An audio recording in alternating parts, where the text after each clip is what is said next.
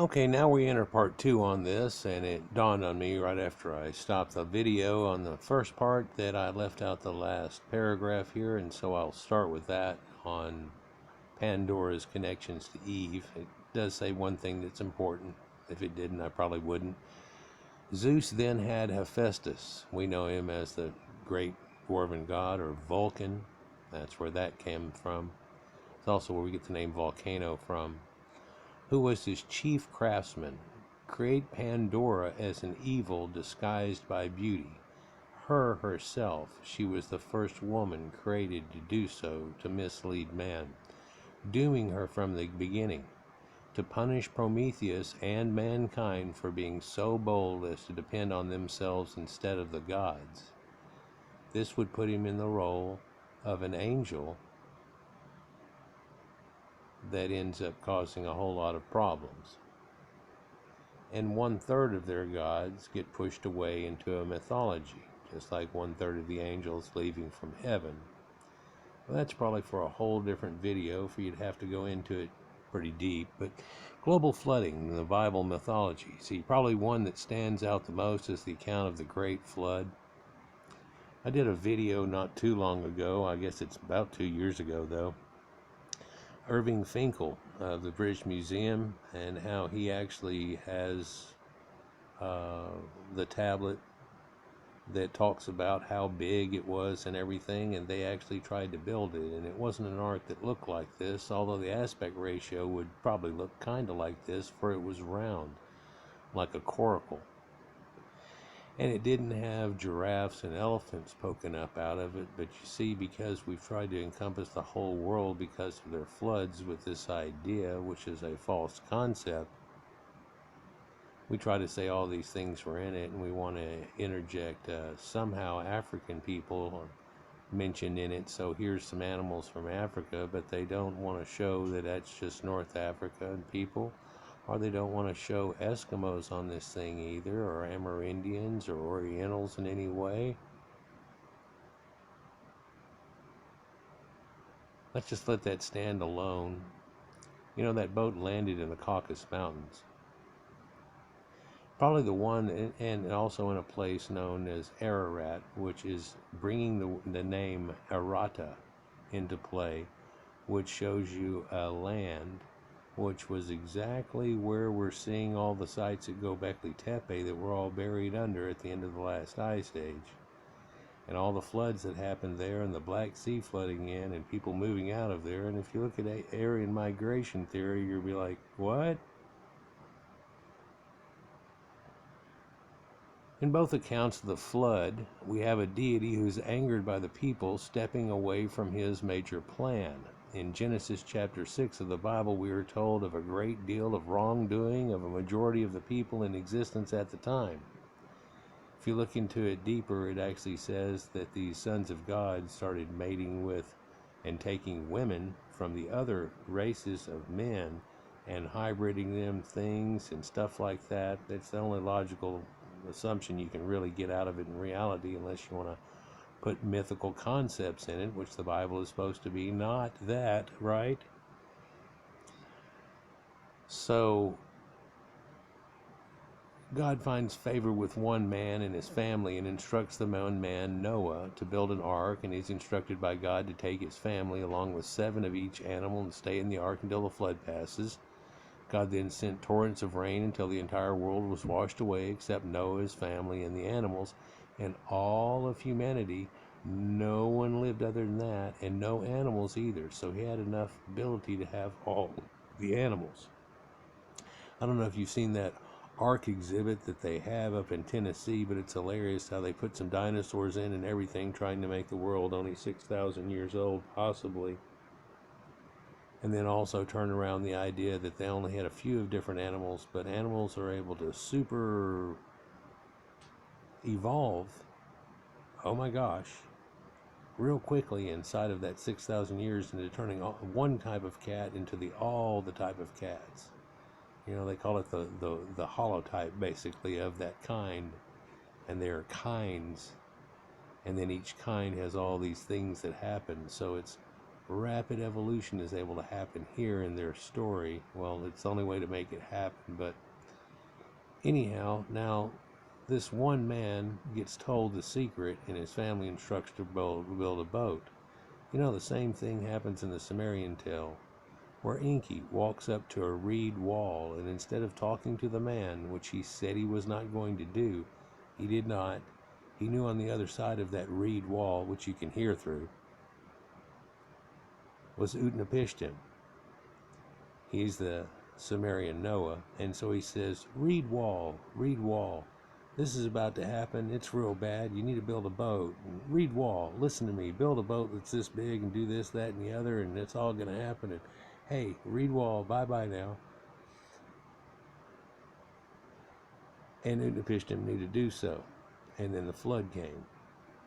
And this is where that story actually comes from, the one that we get. And its sizes and everything. In fact, Irving Finkel was able to actually build that boat. Well, no, they didn't actually build that boat. They built something that's like 2/3 the size of it. They built it on the shore and then drug it off in the water, and they had, everybody on there, and it leaked a little bit. They had a pump pumping it out and everything, but if they would have had the good bitumen to be able to put on it, the high-grade stuff that they had in Mesopotamia, to be able to seal their boat, it would have worked out a whole lot better. So there we have a Sumerian leading to the Greek, but then also in Greek mythology, Zeus becomes angry with mankind, refusing to live by the laws of the gods. He then decides to destroy everything with a great flood, which has to do with Deucalion too.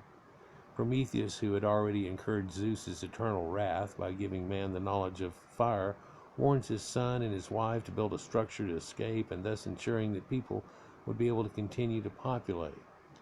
Wasn't he trapped always on the Caucasus Mountains with an eagle pecking out his liver and so on? While in one it is God himself who makes the choice who is to survive, and in the other it is someone who steps in and decides to warn someone.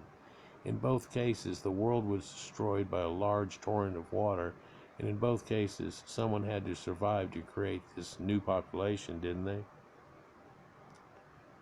Wars and rivalry in the Bible. See, the list goes on. The epic poem, the Iliad, and also the Aeneid, by the way. It describes the last year of the 10-year Trojan War, where the Greeks destroyed the Trojans' city of Ilium. Ilium is the city of the gods, as in Ilu and El. The gods are instrumental in this many points of the story, indicating that many of the victories were attributed to the divine intervention of these superior beings in the war itself. The many wars in the Bible are similar in nature. In Samuel, we read of the war between Philistines and Israel, and wasn't it a great warrior battled the giant Philistine Goliath? And it was a young boy, David, with God's assistance, was able to defeat him, nothing but a sling and some stones. God sent David because he knew he had no fear, and because he knew David would be Israel's king eventually. You see, that's a great idea, and see that David slew Goliath, and how you can do great things if you only know how. That works out well in an Aesop's fable type situation. I did a video here not too long ago showing a little bit about the genetics of the Philistines, and I have one loaded up right now that shows you that the European people that came in, and they were the Philistines, and for a few hundred years it lingers, and then it starts mixing in with the local population, which I guess we would be looking at as being some type of Phoenicians or Canaanites. In both the Bible and Greek lore, the presence of conflicts and wars are ever present, as are also sibling rivalries. They had brothers and stuff, and twins. Jesus was a twin. Got a video about that. But in the Bible, Genesis chapter 4, the first brothers, Cain and Abel, were both warned by God they'd be tempted by the sin of coveting what the other had. God tested this when he showed favor of the offering of Abel gave him and rejected Cain's. Cain became so overcome with envy that rather than searching for his heart to find a way to offer something worthy to God, he instead killed his own brother out of jealousy, supposedly, and then he was banished to the land of Nod, where he took a wife. Wonder how they get wives. And then he started building cities. Well, cities are a whole lot more even than a couple of huts. It's not even a village yet. What are you talking about? All of a sudden, out of nowhere, bingo. Well, never even built huts. Never was a cave dweller or anything. He just, bingo, built a city? Well, who lived there? Yeah. So, of course, Adam lived 930 years, and after he had Cain and Abel, he had another child named Seth that everybody forgets totally about, which is Set in the ancient Egyptians, by the way. And in doing so, they also had 30 more boys and 30 more girls. But that's really just a sacred geometry number showing you that it is Sumerians with 60. And then later we only talk about 40. And 40 is the ancient number of Enki. And the origin, before we decided to let the sky gods all take over, everybody had a king of the earth. Enki means Lord of the earth. So, in the Cain and Abel story, there's more to that too. What's amazing about this book is they're able to take about 2 or 3 stories and somehow conflagrate them together and make it as one that's different enough that people want to reject the fact that it has essences of the other ones in there. And it usually takes somebody who's deeply studied this type of thing to even notice it. In fact, a lot of the things that this guy that we're going to mention here in a minute, and his name, actually found a whole lot of examples where I hadn't really seen them or noticed them, even though I've seen the movies and everything and read it before. It's odd that all of a sudden he goes, well, see how this happens and this happens and that happens? Well, if you were to take the same actors and put them in the same roles that he tells you to do out of the Aeneid or Iliad and Odyssey or so on, and then you took those same guys, like Brad Pitt's this and this is this and right, and you take them and then you put them in the Jesus stories, and then you had them do the same things, you'd really realize that, oh, it's just like, this is another retelling of it in some strange way, like they try to do in Hollywood so often over and over again. Well, in a different way now. They just try to race change everybody, right? Or gender. But that's not what this is about. So in Greek mythology, the twins Acrisius and Proteus were born to detest each other, and the intent was for the two of them to inherit the Greek city of Argos. However, they each wanted a full reign. They fought bitterly with Acrisius, coming out ahead and exiling his brother. It's kind of the same way, and I wonder if he went to the land of Nod. This is different stories. That's true. But the same emphasis on brother against brother in concepts here. So again, whenever you find this, that the Greeks wrote the Bible, they have these concepts that keep showing up again. It's a typology in a way to where you recognize some of the epitaphs that are in it or the way things went, and it was done so in a way that a lot of people would. You'd be like, yeah, isn't this just like your story about this or a story about that? The only problem is all those other stories are all pagan, right? And they weren't true, but this one is. Well, what if it's all true? Or none of it is? Could you handle it? Is it like the aliens thing where they go, people can understand, and if you let people know, then everybody would understand and we'd be great with it. But a person can be pretty foolish when given information that destroys ideas that they held so deep, like a kid losing Santa Claus. You really aren't losing anything at all if it's just another telling and another depth of the same story and bigger and broader than it ever was.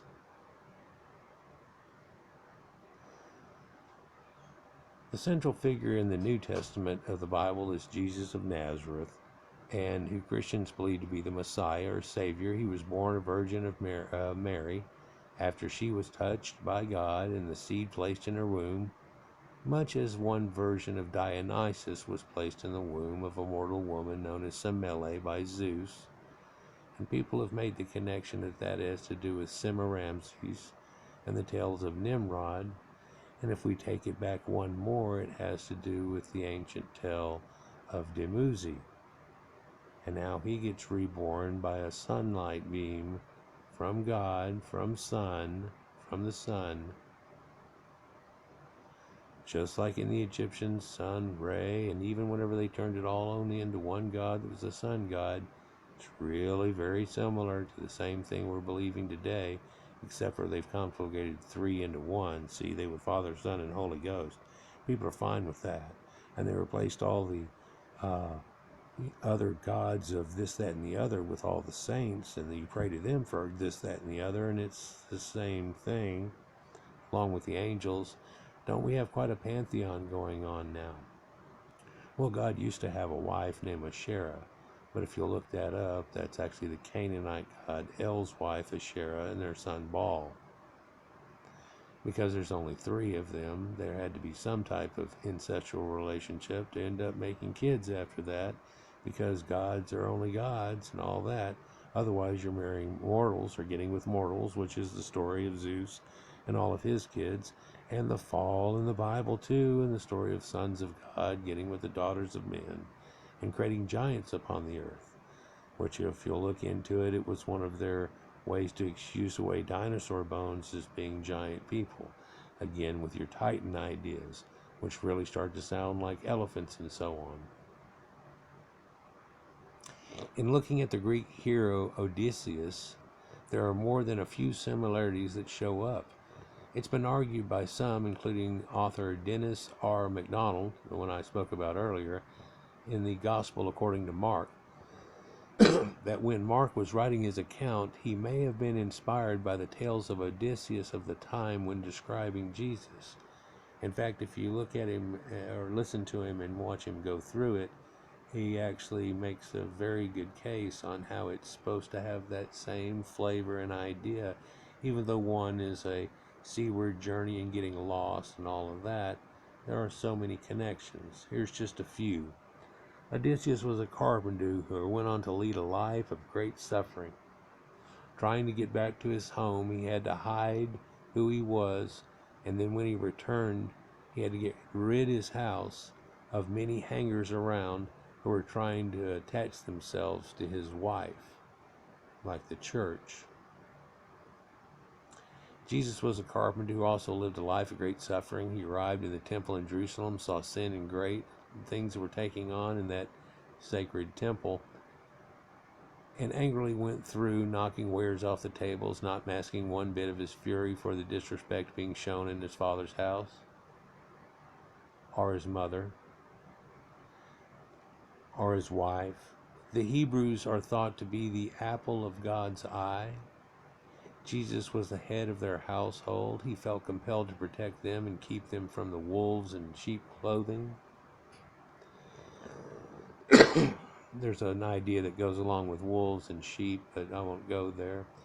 The companions of Odysseus and Jesus gave a new meaning to with friends like those you don't need enemies. Jesus was sold out by Judas Iscariot for 30 pieces of silver and was denied 3 times in one night by Peter. But there's allegorical stories that all go along with that. Some are zodiacal in nature. One of the followers of Odysseus, out of curiosity, opened a bag of wind to see what would happen when that caused the water to turn into a whirlpool, throwing them off course and making the trip home much longer. Yes, it was a magic bag of winds, bag of holding that inside of it held all the winds, the 4 winds, and they could use that and direct it to end up making the sails go and everything. And people have made connections to the idea that they're talking about a proto bagpipes that they had at that time, that bagpipes actually come from the Mediterranean area and into Scotland, along with some of these red-headed people,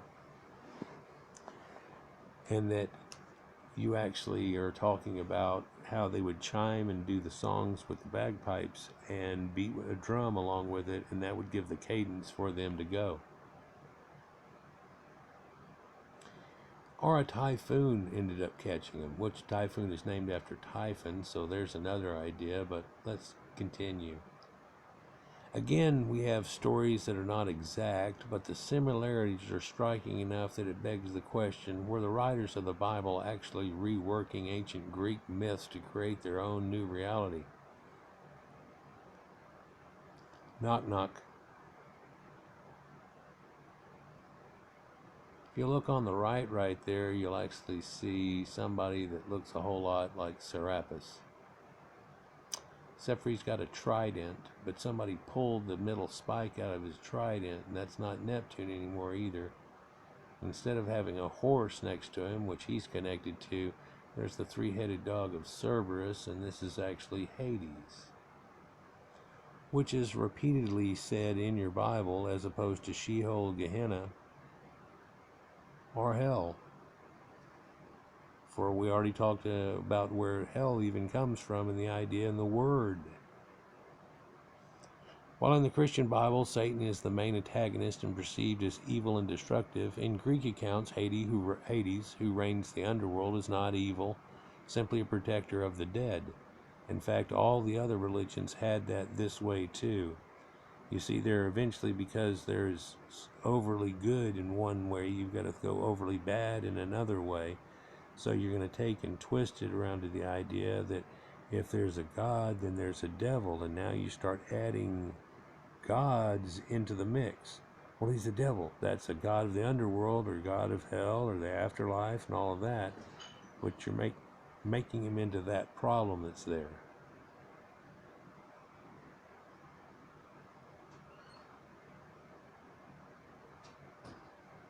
He did show a selfish streak when he was demanded that the woman he loved, Persephone, spend a portion of each year with him.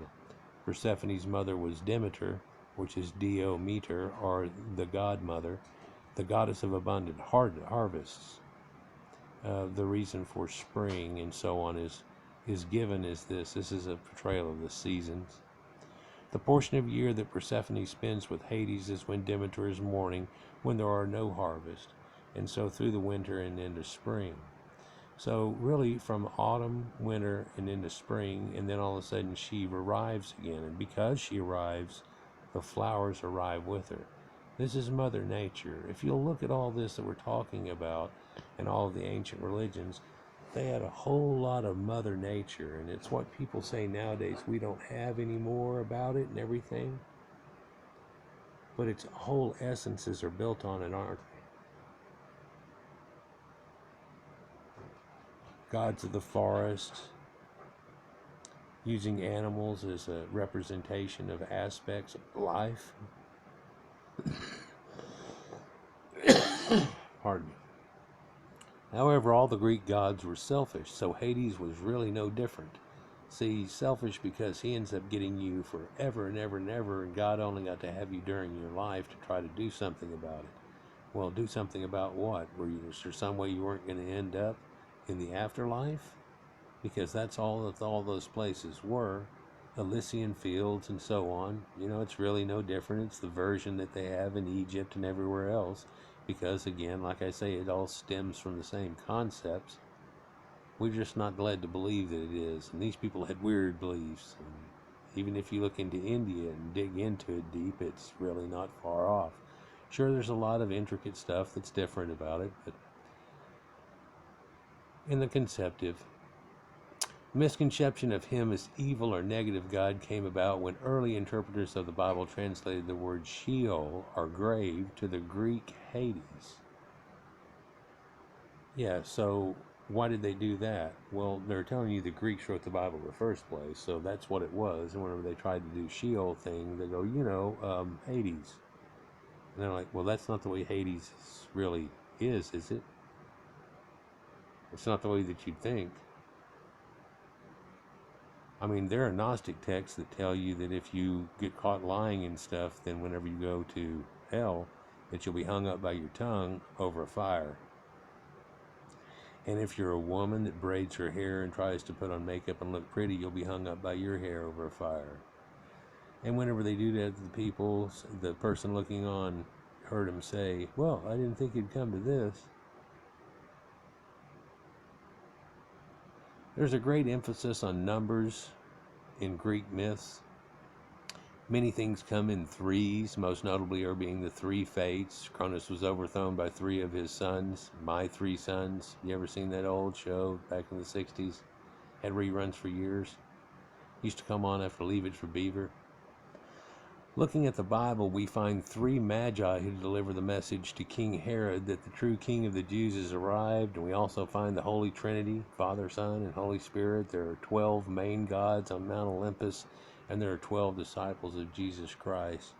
There are 12 zodiacal signs in the sky, and it all is based on that. And the idea of 6 and 12 come from the ancient Sumerians. In fact, all of our timing that we have today with 60 seconds in a minute, 60 minutes in an hour, 12 hours in a day, 12 hours in a night, split into two. It all comes from way back when. It's the same thing. But you know, when you talk about the zodiac and all of this too, there are 12 disciples of Horus or followers. There's all these that go along with the idea and trying to give you the idea of it. In fact, a lot of the earliest church representation are showing the disciples around Jesus in a circle. So he's the sun, and they are the 12 signs of the zodiac, and people just don't really get it. Just like whenever they had those disciples and one of them was a woman, and people can't understand that or figure it out. If you look at the 12 zodiacs, one of the signs is a woman. It's the same reason that Jacob had the 12 kids and stuff, and then they had one, and her name was, Delilah? No, not Delilah. Dinah. And then there's a story about her getting raped and all this other stuff, and you'll find out why they have a terrible story about that whenever it's zodiacal. It's just stories, and things did happen like this. To some people somewhere, some of this stuff happened at one time and they wanted to keep ideas into it. For other ones, they're just getting an idea off of it. And some of these times in the Bible where they talked about somebody being raped or whatever, and you look in the comparative religion off of it and you get in the Greeks, it's like, oh, that's whenever Zeus did the thing and da-da-da, and she had the kid.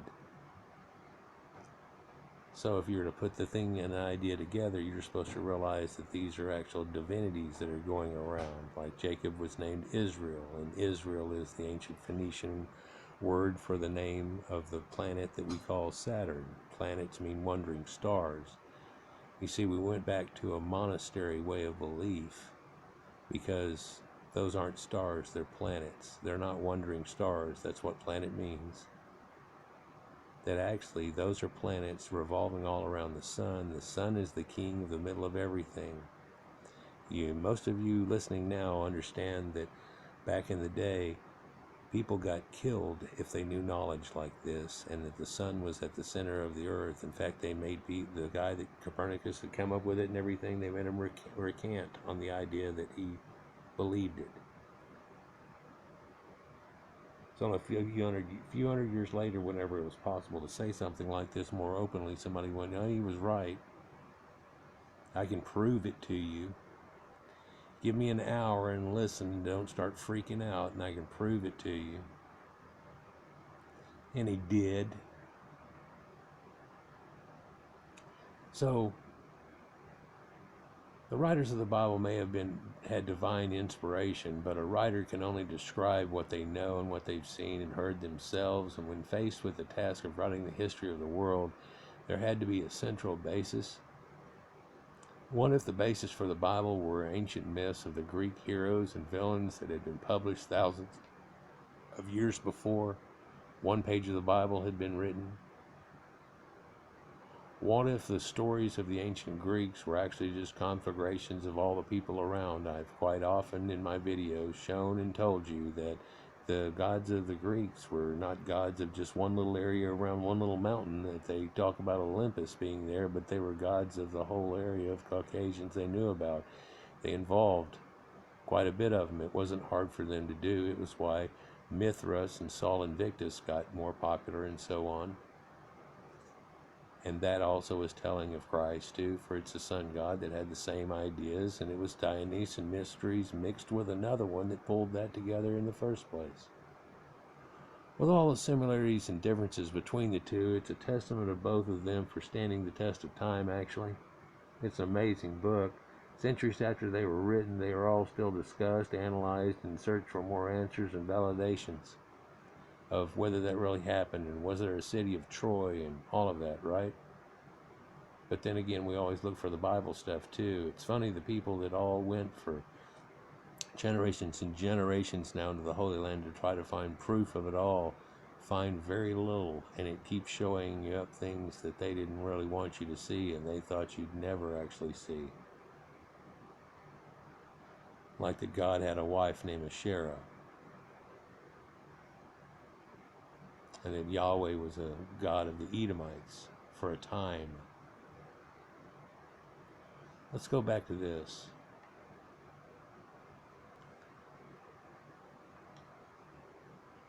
So this is where we were at. But let's go a little deeper into this, because why would Hades be listed in the Bible if they weren't pulling things together? Is it just a mistake? Here's Charon across the river Styx. The Egyptians had a boat motif too that went to all this, but the whole idea of hell itself is not from this that you try to give it credit to. And if we were to stop for a second and think about the idea of an apple going on, well, there's the apple of the Hesperides. There's an idea that the ancient love apple used to be a mandrake plant and its erotic connotations. It's Spanish fly effect, if you will. But then we also have an idea of how something went bad, of the greed of a woman, like we were talking about before with an Eve concept. Whenever you see what led to the Trojan War and how an apple was used to give to the most beautiful woman, and then that caused the whole war itself, didn't it? And you see that there's Mercury there leaning in on from the left, just as if he was supposed to be the snake of the next tail. But if you'll look on his caduceus that's there, that's our medical symbol for today, and it has two snakes curled up and coming together under a set of angel wings. In fact, he had angel wings on his helmet, and he had angel wings on his feet. There's an ancient story where Hermes was actually put on his special shoes and was able to walk across water to some fishermen, and it scared the hell out of them. Sounds kind of familiar. Isn't it weird how they just blended all of this in and stuff and made it into a different story that, well, I guess if you did recognize it back in the day, you all got killed off. We kind of talked about that in the persecution and how that flip-flopped. Because you hear about Christian persecution, but you haven't really heard about all that happened. But in the judgment of Paris that people are well known of, there involves that golden apple, doesn't it? Caused the Trojan War. We know the Trojans existed, ancient Anatolia, and how everything went to crap, and then the collapse of the Bronze Age and stuff that we know, and people yearning towards a time. But this really has a lot to do with Adam and Eve and their story here. And along with that idea of Adam and Eve, you can actually find the story in the ancient tale of Gilgamesh, whenever she finds Enkidu, and she feeds him and keeps him for a few days. And then all of a sudden, boom. Kind of a flip-flop on the story too, but if you want to see a weird flip-flop, Neptune, my namesake, the great god of the ocean, that the Phoenicians and Canaanites were so well known, and they were the merchants of and everything, and doing so well. They had horses of the sea, if you will. Poseidon, with his three-pronged crown, or trident, tri being three, like Triton, all of a sudden got switched and turned around into the devil, didn't he? Because you see, there's that three-pronged crown, and the Phoenicians are known for the color red, and the devil is always shown as the color red as being bad because that's fire and blood. But then he's also shown with those goat horns, trying to distance ourselves from the age of Aries and the age of Taurus and all the things that were done back then. You know, when I was a kid, I saw Fred Flintstone, and he was part of the Grand Poobah Buffalo Lodge, and they wore little buffalo helmets, and they had little horns on them there. And when I started seeing that in this ancient stuff, I had more of an understanding of what that really was, than opposed to being some type of satanic show-off thing. And then whenever you tried to get into it and see what this devil thing's about, it all kind of fell apart, didn't it? As if the one God was the way that we think, that he would actually create some place like this. And then there's, of course, the stories of Apollo and all the sun gods that we know of, and Sol Invictus, and you can see those spikes coming out of the head, like the rays of the sun that remind you of the Statue of Liberty. But you've seen enough Jesus Christ photographs to see that too. But then also, this is doubled up with a halo, like the sun has the halo, and you'll look at the little white line deep around it. That's that double. It's almost like a lens flare going on. Yep. Riding his chariot. One of my recent videos I showed you, they have this exact depiction of Jesus himself riding on a chariot, a sun god motif.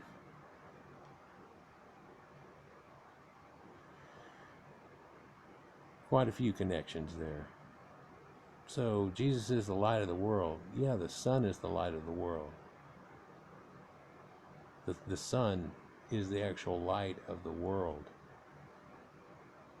So let's talk about Dionysus mysteries and see if I can get through this and not make it go to another one. But looking at it now at 37 already or more, it's going to go there.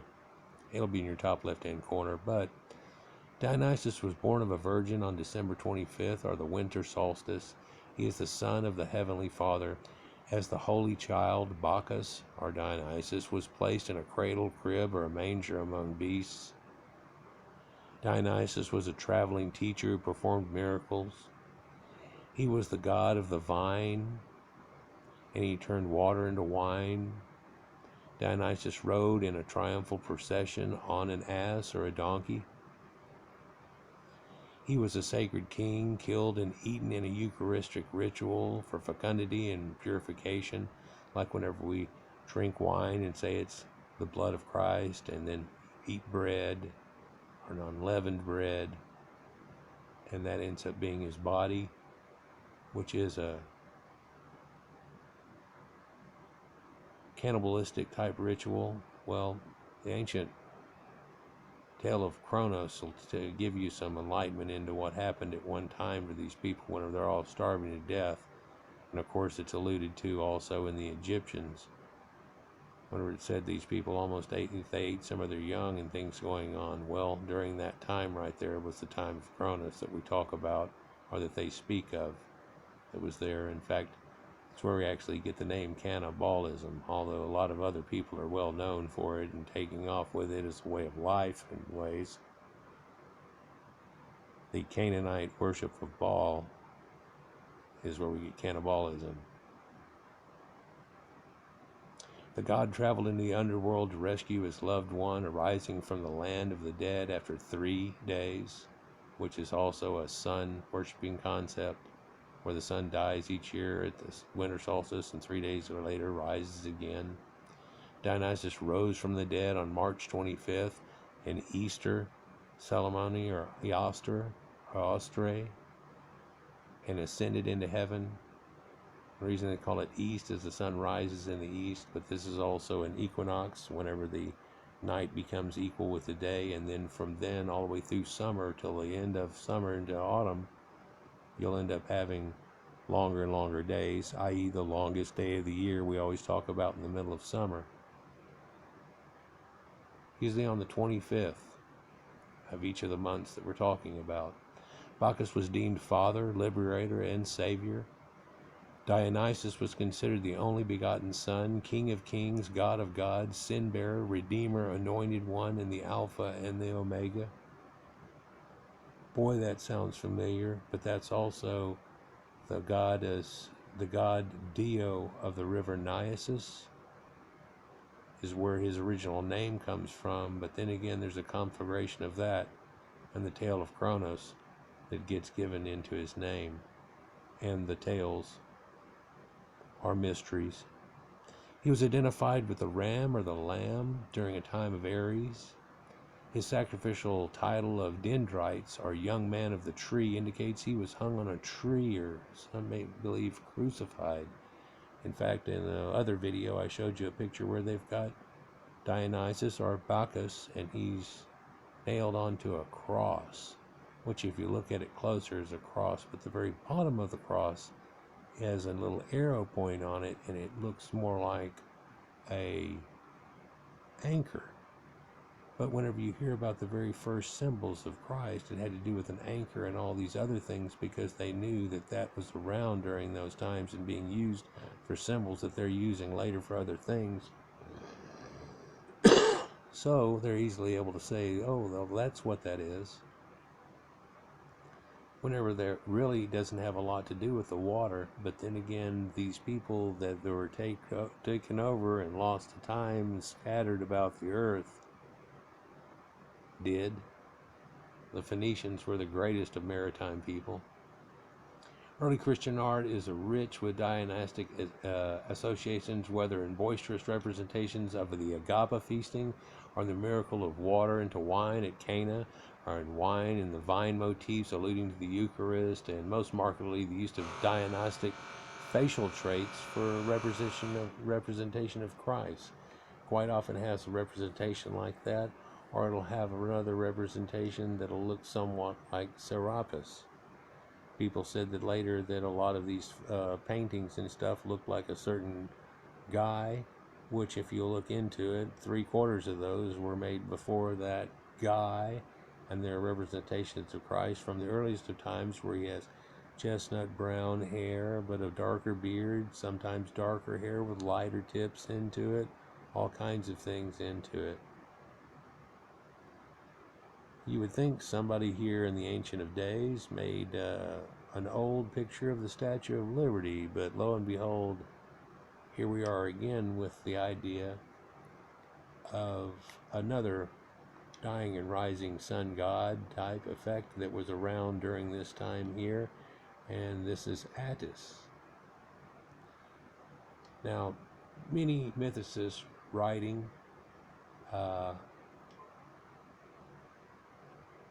in the early days talk about surviving, have been born of a virgin mother and killed and resurrected afterwards. Here we'll see an example of the evidence of these contentations, which parallel the gospel tradition according to Jesus Christ. See, Attis was born on December 25th also of a virgin named Nana. Now, Nana comes from the ancient Sumerians, and it was the midwife about creation in their story there. And if you don't think that has any parallels to a modern day, how many people here that are listening in call one of your grandmothers Nana? How many others listening would actually call a nanny or a nana somebody who ends up watching over your children? He was a shepherd, as Christ was called also the Good Shepherd. He was considered the only begotten Son himself, the Logos or Word, and there we get that Logos or Word that started everything, and the Savior slain for the salvation of mankind. He was used as a scapegoat, pretty much just like Jesus for all man's sins put onto him, just like whenever they used to kill a goat during the time of Aries at this solstice point after having put all the sins on him, which makes a New Year's resolution. His cult had sacrificial meal at which he was contented his body, and as bread was eaten by his worshippers. His priests were called eunuchs for the kingdom of heaven. Attis served as both the divine Son and the Father. On Black Friday, he was crucified on a tree, from which his holy blood